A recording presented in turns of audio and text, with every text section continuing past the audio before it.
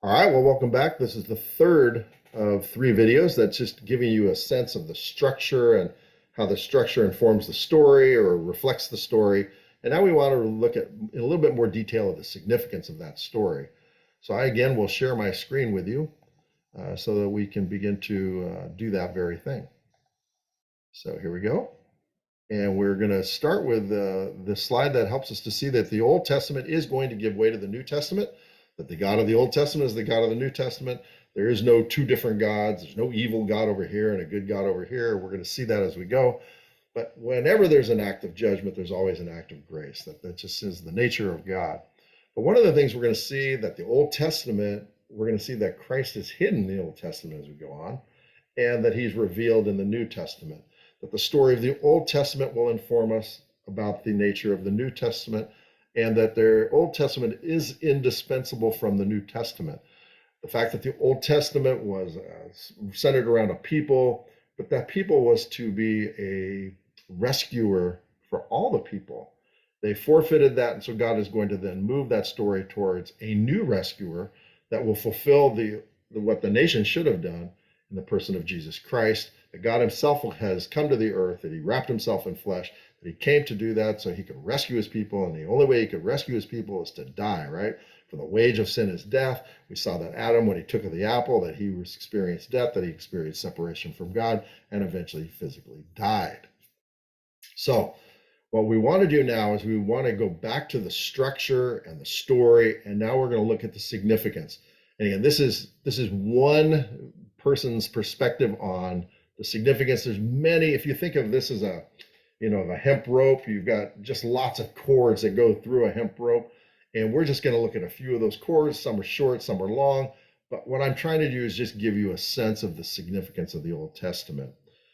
So let's go ahead and get started. And we're familiar with the structure, right? And so what I want us to do is, even before you get to the green bubble, right? In the beginning, God created the heavens and the earth, and we said that was creation. That number one is that the Trinitarian God was completely satisfied in Himself. He had no need for others. Father, Son, and Spirit relationally were complete. And God Himself, with whatever this spiritual dimension looks like, that we are completely unaware of what that would even be like. I think none of us could even imagine or fathom what that's going to be like. But that He was completely satisfied. And that's really significant, because when God does decide to create, He doesn't create man out of a personal need, which means also then when God chooses to love man, He chooses to love him with tremendous purity. There is no, because He doesn't need anything from man, His love is pure. He simply chooses to love God, or to love man. All right, so that's the first thing we need to understand, is that God was by Himself, was completely okay with that, and complete, and had no relational needs or any other needs in that.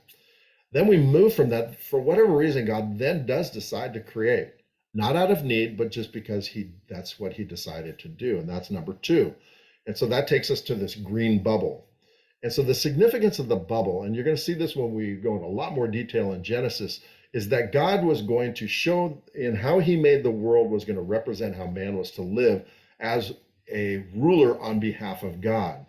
So He creates the man and the woman in His image, meaning that the man and the woman were to represent God and His interests in the world. They were to rule on behalf of God, ruling as if God were ruling through them to bring the kind of changes He wanted to the world that He wanted to in the timing that He wanted. Okay, so He creates the man and the woman to rule on His behalf. But then we get to number three, which is Satan deceives the man and the woman. And as a result, the fall takes place with Satan's deception. We have mankind's rebellion in the world, and all the world in it breaks. Man's relationship with God is broken. The world itself is not what it was, what it could have been, what it should have been. It's now broken. And then the problem is, it doesn't just end there, but things get progressively worse. And we said that that was during the primeval period. It's the significance of that is to show us that evil and sin just continues to get worse and worse and worse. But then God, by His grace, both within the garden, when the man or the woman take the fig leaf to try to hide their shame, God says that's not going to work. and he kills an animal. There's the shedding of blood, and he begins to establish this need for blood atonement, that is how man is going to be forgiven. But it's an act of grace. He removes man from the garden, another act of grace, because God wants to give man a chance to enjoy salvation, enjoy relationship with himself. And then that takes us to number 4, that God is going to put into plan through the man Abram to make him a great nation. And this nation was to join all people, because it all flowed through Israel, right? You have Asia, and you have Europe, and you have Africa, and they're all going to flow right through Israel. And the nation himself, as they chose to live according to the law of God, they would reveal the person of God and allow the nations then to be rescued from their sin. And that was the purpose of the nation, was to make the invisible God visible, so the people of the world could see him and then come to salvation. But clearly what's going to happen because of the fall, and because of the serpent's desire, and because what happens at the fall, is that the authority that man was given to rule over the earth was then handed to Satan. Satan now is going to create systems within our world that's going to try to undermine the plan of God. And so right away, when Abraham and Sarah cannot get pregnant, well, Sarah has the brilliant idea, well, we'll just, hey, have my maidservant, and we'll if God can't provide through me, he'll provide through my maidservant. And she does. She has a child by the name of Ishmael, but that was not God's plan. It was not the child of promise.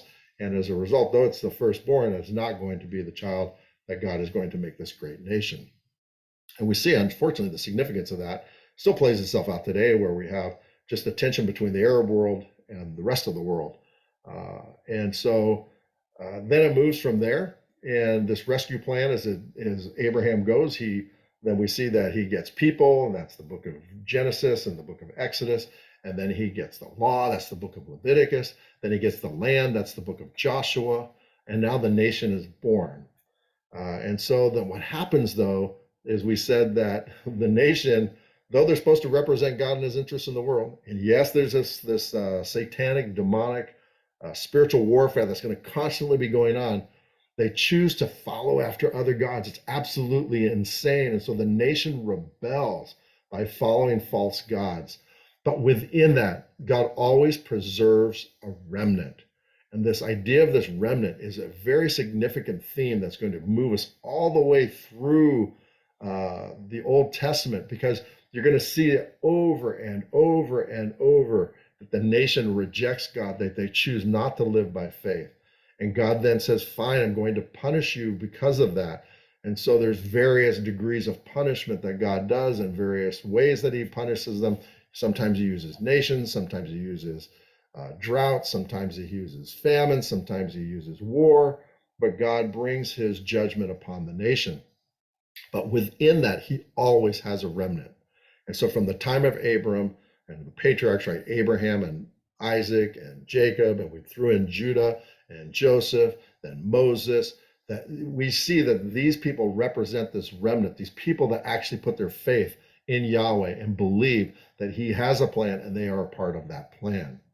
And then what happens is this continues on, where you've got the nation is rebellious, but within them you have a remnant of Israel that is fulfilling the role that God gave them. And even during the period of the restoration, when Israel fails, God's promise does not fail.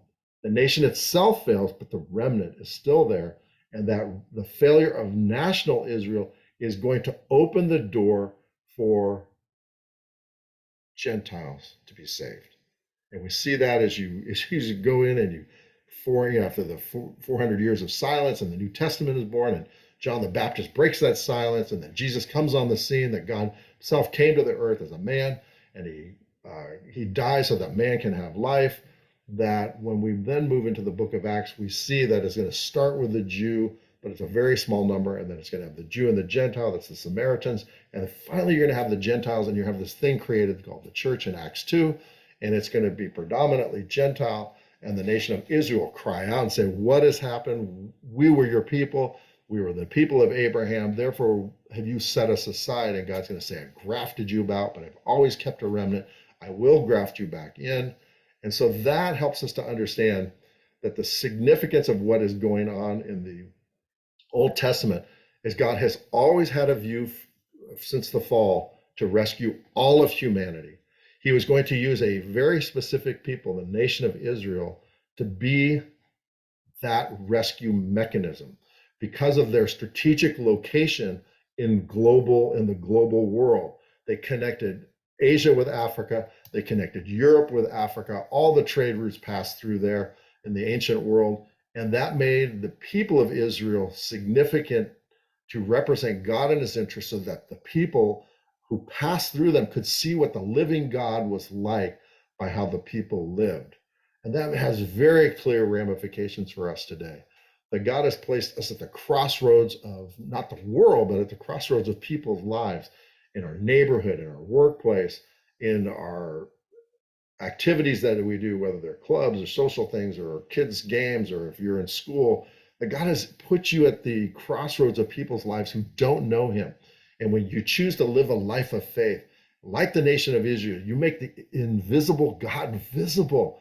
It's a phenomenal thing that God has given us to be able to do, but we need to take him seriously. And just we can learn from the Old Testament that as he places us in the crossroads and as we make him visible through how we live, then we can articulate the message, I am the way I am because Jesus has changed me, and he can do the same for you. And that is the power of the Old Testament. It's the power of knowing this, the Old Testament story, and that's the significance of the Old Testament both then and for us today. If you are not Jewish, then you are a Christian. It's because of the failure of Israel to fulfill the role that God had given him. And therefore, God made a way available for the Gentiles to come in. It should have happened through Abraham and the nation of Israel. They chose to reject that, but God never gave up on his promise, both to Abraham, for the nation of Israel. We're going to see that when you get into the tribulation, into the millennial kingdom. And you're also going to see that because the Gentiles then are given an opportunity then to have salvation. So I hope this is really encouraging to you, and I hope this helps you to understand a little bit of the significance of the nation of Israel and specifically the Old Testament. Whew, man, it just really excites my heart. Thanks.